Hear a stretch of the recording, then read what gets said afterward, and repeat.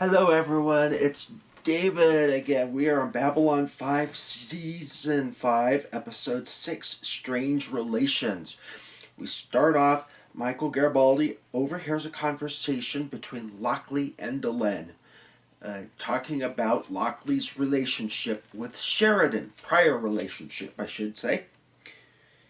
And it just gets his curiosity going. He's a dog with a bone, and he is going to just plant that thing.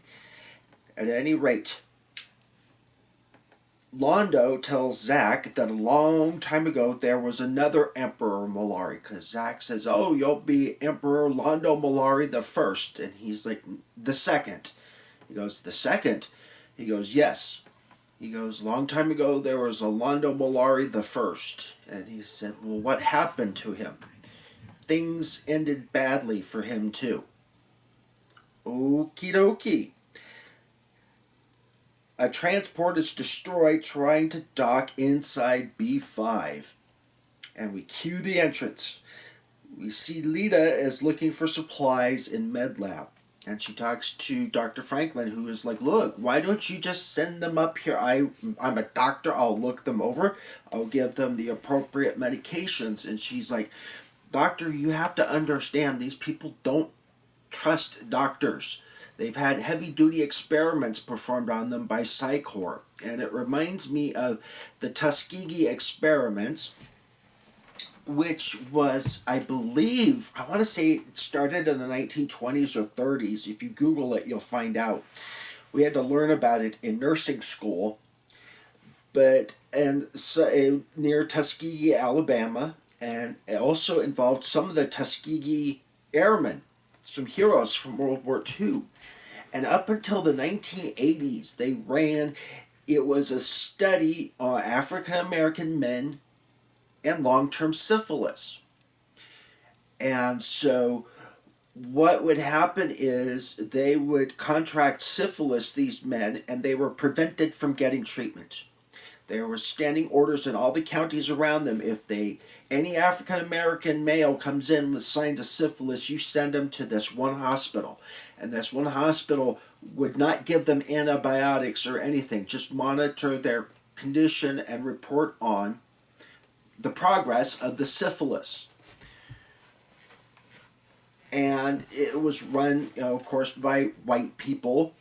And so what happened is there developed in the southern United States a deep distrust of medical professionals, especially white doctors and white nurses, by the African American community. I had a patient actually who came up, and I figured out that's kind of what happened to him, because I told his children that's why he had Alzheimer's disease, and they thought it was just his Alzheimer's acting up. And I said, "No, this guy's terrified of me." And so I traded off with an African American nurse, and he responded to her quite positively. So, at any rate, medical experiments, they continued this till the 1980s, and they were eventually outed. Caused a huge scandal. Where they would go out, and if they needed more volunteers, they would just send the sheriffs out to go round up more African American men on whatever charges they wanted to, would stick them in prison and deliberately get them infected with syphilis. I'm sure you can imagine how that might occur. Prison rape. Sorry. At any rate, Lita's looking for supplies in Med Lab, and she walks off with, I guess, some vitamins and stuff.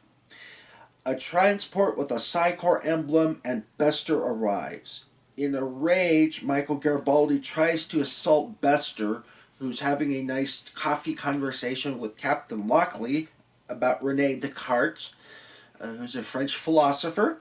But Lochley violently forces him out, and she just boom, that right hook, just bam, right on, boom, knocked him back, man. And she called security in, and she said, "I want him arrested and put in the brig until he cools off." And they initially were going to refuse, but she said, "Gentlemen, you're 5 seconds away from a court-martial." So they drag Mr. Garibaldi off to the Hooskow, as my dad used to call it. Delenn and Jakar want Dr. Franklin to put together an alien diseases compendium. So he's going to be spending less time in MedLab and more time out in the galaxy and the universe. And that also comes to play a little bit later in the next series when they're trying to find the cure for the Drakh plague. So, and he agrees to do so. A lot of the telepaths and down below are wanted on various crimes. So Bester is there under the guise of not returning them to Psychor, but returning them, and you get the very distinct impression that Bester wants Byron for intensely personal reasons. A Centauri liner that was supposed to be carrying Londo back to Centauri Prime explodes as soon as they hit the jump coordinates for the Centauri beacon. And they find out later that an explosive of Centauri origin was in fact planted in their drives to make it blow up as soon as it hit the Centauri, a pre-programmed destination for Centauri Prime. So, Captain Lochley finds out Michael Garibaldi pulled her personnel file and goes to confront him. And a lot of confrontations in this one, boy, man. Can't we all just get along? Lita confronts Bester, and she is able to get him and all the other Bloodhound telepaths, block them successfully, and then use some form of telekinesis to act as though she's literally smacking the crap out of him when she's quite a distance away. And so Bester says, I almost forgot how strong you are. At any rate, Lochley confronts Michael Garibaldi in the brig, and they finally hash out what's been bothering Michael Garibaldi. Lochley admits that she and Sheridan were married for 3 months. They got in officer cadet school. They fell madly in love, realized they made a horrible mistake, and fell madly out of love. That's almost like Britney Spears' record speed as far as marriages are going. But like she said, she's not carrying a torch for him, he's not carrying a torch for her, and they trust each other and they know each other. And you'd be surprised, when I worked in the hospital, a lot of that kind of a situation. One lady had several patients whose ex-husband or ex-wife would be hired on as a caregiver, for that. It just like, whoa, okay, I, divorced, but here you are taking care of them, and I guess it works for them. No complaints from me. Delenn asks Jakar to be Londo Mollari's bodyguard. After the assassination attempt on the Centauri liner, she wants somebody that they all know and trust, and what a wonderful symbol of unity for the Alliance it would make to have a Narn in the Centauri courtroom. And Jakar agrees just to see the look on the people's faces when a Narn shows up in the Centauri Royal Court.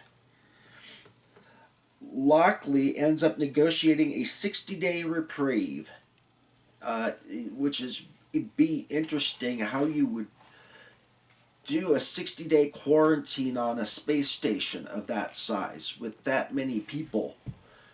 I don't know that you, especially that they've been running around the station the entire time. Any bugs they would have would already have been contaminated, the whole place. But, like I say, it's science fiction, not science fact.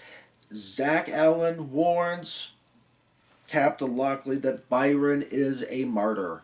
One of those charismatics in the vein of Jim Jones. Just don't drink the Flavor Aid, because they actually drank Flavor Aid, not Kool-Aid, at Jonestown. But Kool-Aid was better known, and so the metaphor stuck, much to Kool-Aid's chagrin. Lita joins Byron's group singing, so she's getting roped in by the blonde-haired, blue-eyed martyr, or soon-to-be martyr. because it's like you can see it coming, the imagery that they use in a lot of this, like you can see the Bloodhound units really bum rushing Byron down, and he's standing there like Jesus at Gethsemane, waiting for the Romans to come take him and crucify him. You get that distinct impression, and of course, as we all know, since we've all seen Babylon 5 before, that's exactly what happens. At any rate, like, comment, subscribe, and share, and I will see you next episode.